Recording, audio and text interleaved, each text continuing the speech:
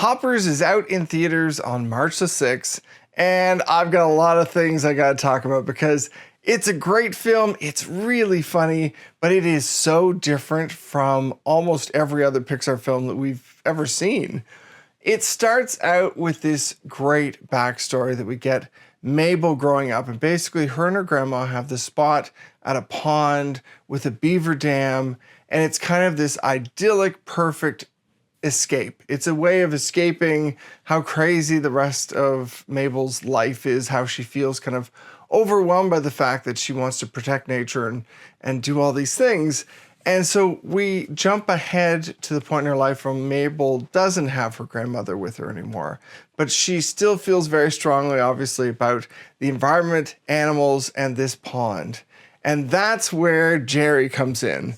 The mayor is out to basically destroy this area. He's putting through an overpass, this road this highway that's going to cut through. So Mabel doesn't really have a way of fighting the mayor. You just see all these fights that break out between the two of them, but she ends up stumbling upon something strange. The beavers have kind of disappeared from this pond, but then she discovers there's one beaver that didn't disappear, and she follows it and finds out that this beaver is actually a robot, and there are basically scientists at her school who have created it and are using it to kind of dive into nature, to explore and learn about nature, and they're actually putting themselves into this little robot. And it's, as they say in the movie, it's Avatar, basically. You put this into this, and it's a great premise. I love everything about it. It sets up this whole wild ride of Mabel basically trying to dive into nature and find out what's happened and whether or not Jerry is involved, the mayor has done something, what's going on, who are the bad guys. And along the way, she meets this wild beaver who's basically the king of the beavers, the king of the mammals in that area. It is a wild ride. It's very different from most of the things. It feels rather zany compared to what we've seen from Pixar before. Much more like Saturday morning cartoon in some ways, and yet at the same time, some of the animation is spectacular. The forest, everything feels really alive. The humor is top-notch. I think the writing is even quite different from what we've seen in a lot of Pixar films. It's almost a little more fun and madcap versus deeply emotional. And, you know, I can see some of the similarities between this and, say, you know, WALL-E, but at the same time, this film feels a lot more modern. And I loved how WALL-E was a lot more old-fashioned in some ways, but this is a bit of a new turn for Pixar in my mind compared to a lot of their recent films. Like, even against older ones like Cars, the older Toy Story films, this feels very different, but in a good way. But I will say we don't get the same depths that we've seen from Pixar before.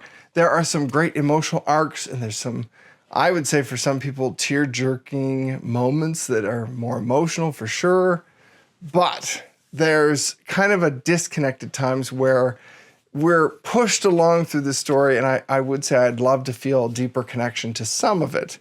But it goes in some very cool directions, and I would say very unexpected directions. There's elements of this that are completely unique and rather special. So I definitely am highly recommending the film. I think it's a beautiful story. It tells a great arc of this character, this girl Mabel, kind of finding an outlet for her passion and actually connecting with nature in a way that, you know, you wouldn't really normally get to do.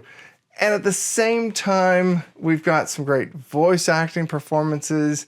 We've got some great art of this. I think seeing how Pixar has developed this palette, and obviously, you know, a lot of films, you've got to find a new palette for that piece of art because it's got to stand apart. And I do think that Hoppers really stands apart in so many ways. I think obviously you could easily have sequels. I don't know that I want to see sequels. You know, we've seen some not great sequels from Pixar in the past. I think there's room for this to be a great, I don't want to say franchise, but definitely a great deep story told across multiple films.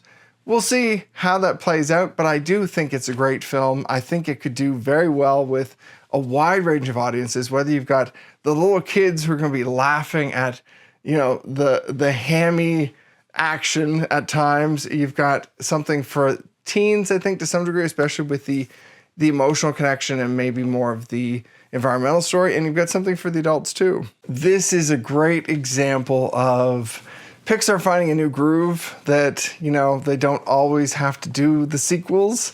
I want to see way more of the original stuff from Pixar as much as possible, obviously. I think most people do. There's room for a Toy Story 5, but there's got to also be some room for something new and original and unique, and this is all of those things. So definitely, I recommend checking it out. It is great in theaters. The editing and the music, the score and everything else is very big screen. I think it's worth it. I definitely would recommend if you get the chance to go see it in theaters. It's a big screen movie. And otherwise, the only thing I'll add is that, yes, it can be a bit heavy on the environmental message, and in a way that I think is too heavy-handed. I can think of some other films that have kind of pushed that too far. I think WALL-E is, to me, the perfect example of a good environmental message, that it didn't hit you over the head with it all the time. I do feel like they could have been more eloquent about how they're dealing with the environmental message in this film.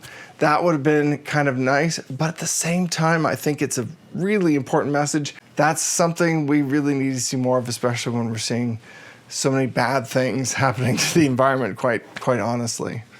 Thank you very much for watching. Let me know if you have any questions or comments. Let me know what you think of the film once you've seen it. I'd love to hear how you enjoyed it and what you enjoyed about it. Thanks again.